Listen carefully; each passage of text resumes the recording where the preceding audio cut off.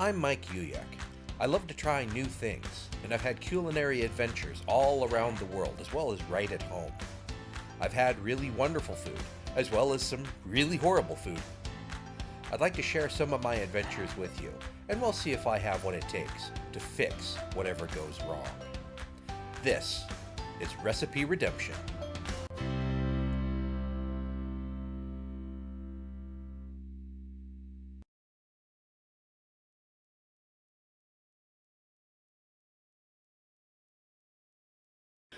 Hi everyone, welcome to another edition of Recipe Redemption. A few months back, while I was shopping around at my Asian grocery store that's near my home, I noticed a restaurant that's attached to the store that just had the word sauerkraut fish across the top. That was basically all you could see. That was in English anyway. And I was curious because I thought that's an odd name for a restaurant, and maybe they just call it by the one dish that they offer. And sure enough, they basically offer this one dish. I had to do a little bit more research into it, but it's a dish called swansayu, and sort of literally translated, it is sauerkraut fish. It's not actually sauerkraut that goes into this. It's more of a pickled mustard green thing. But the thing is, it's basically a spicy fish soup. And it comes in, depending on the restaurant you go to, there are some that offer 3 sizes, some only offer 2. But the smallest size at this particular restaurant, which feeds about 2 people, the small size, is $35. And the price goes up from there. There's apparently a chain of like 3 or 4 of these in the LA area that also just serves this dish. And it's even more expensive. The small is like $50 and it goes up to $100. And mind you, that's, the fish tank that they give you that, feeds like 6 to 8 people. But, for $100. And I was curious because it's fish soup with some pickled mustard greens in it. Why is it so expensive? Does it actually, and if it is actually, it does cost that much to make, is it worth it? Only one way to find out. Okay, full disclosure, I'm cheating on this in several ways. This is some seafood stock that I had sitting around already from a seafood stew that I had made a few weeks ago and just stuck in the freezer. I'm adding tilapia fillets. These are frozen. I figured that they'll thaw just fine in the boiling soup.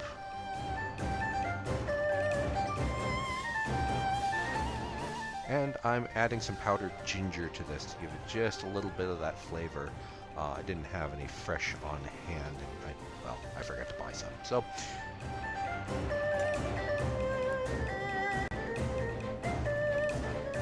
brought that back up to a simmer, and as you can see, I've sort of used my ladle here to sort of break up those tilapia fillets into more manageable chunks.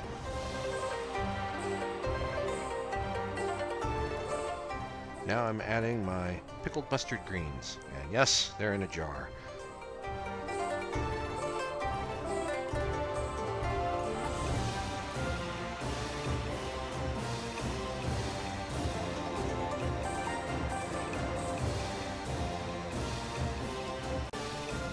And lest we forget, perhaps the most important 2 ingredients, the Szechuan chili peppers and the Szechuan peppercorns, which are going to bring the heat, and a rather nice floral flavor to this, as well as the numbing sensation from the Szechuan peppercorns that are popular with the hot pot crowd.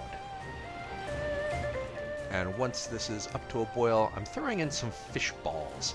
These are an optional accoutrement to this that are available for an additional fee at these restaurants.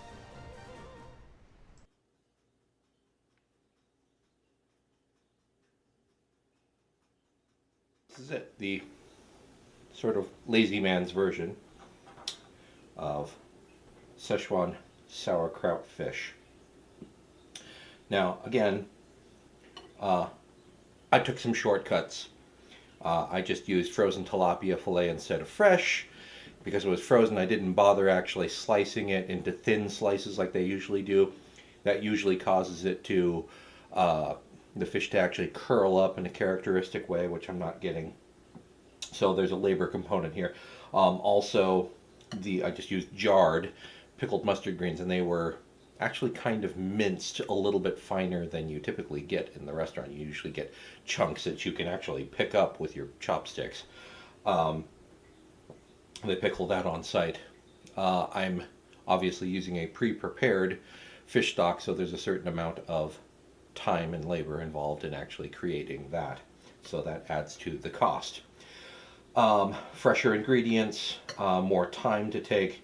I'm sure they're pickling their mustard greens on site, so they have like big vats of mustard greens pickling off to the side for each day's service.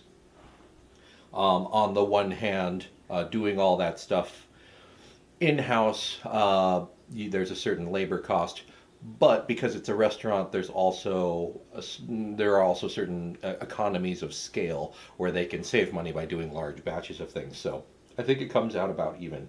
But all told, this batch, which comes out, this right here is about half of that pot, and I think it probably came out to about $15 to $17 to make that pot. So realistically, really, a restaurant or anyone actually producing a product, in order to make a profit, you usually charge about twice as much as your ingredients cost. So 35 bucks is really actually not outside the realm of possibility, of reasonability, really, for the amount of time and effort and ingredients that actually goes into making just the soup. Now, question remains, is it any good?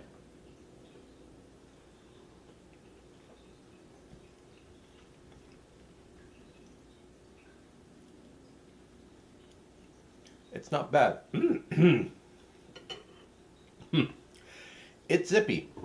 As I said, it's sort of that intersection between fish soup and Szechuan hot pot. Now, I mentioned when adding the fish balls to the soup that there are a number of sort of accompaniments that cost extra that are often served. In addition to things like fish balls, there's other vegetables that you can have them add, noodles, the Chinese donut. I can't remember what this is called, but basically it's a donut. It's fried bread, really. It's plain. It's very, very light and airy.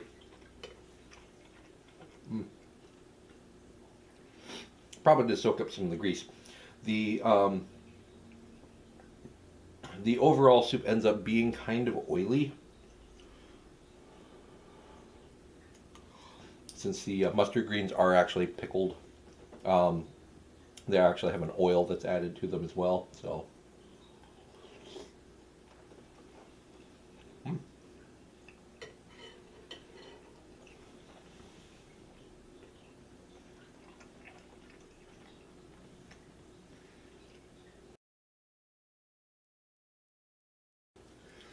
you have to fish around in there.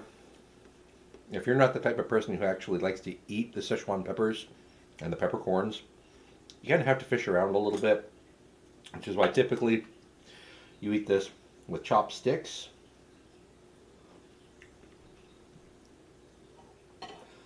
Um, but you can eat them.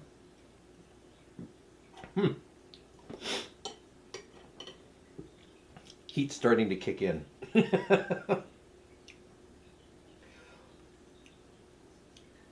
The flavor is good. I really do like it. There's a complexity to it. The heat, obviously, that sort of numbing sensation from the Szechuan peppercorns. That takes a little getting used to, honestly, if you're not used to it. But once you do, people actually seek out that sensation.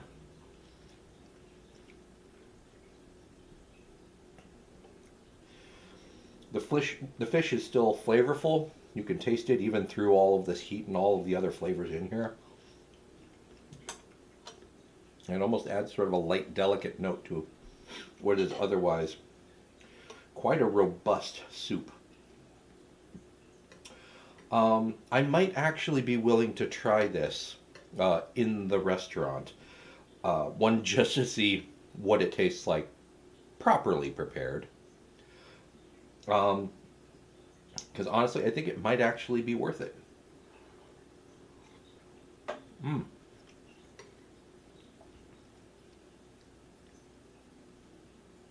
So that's my taste.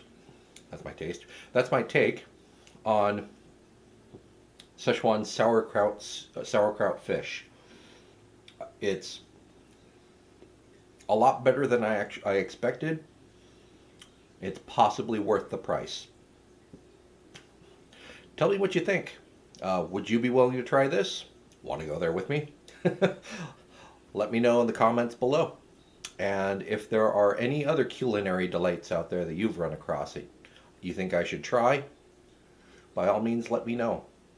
So until next time, I'm Mike Uyak. Thanks for watching Recipe Redemption.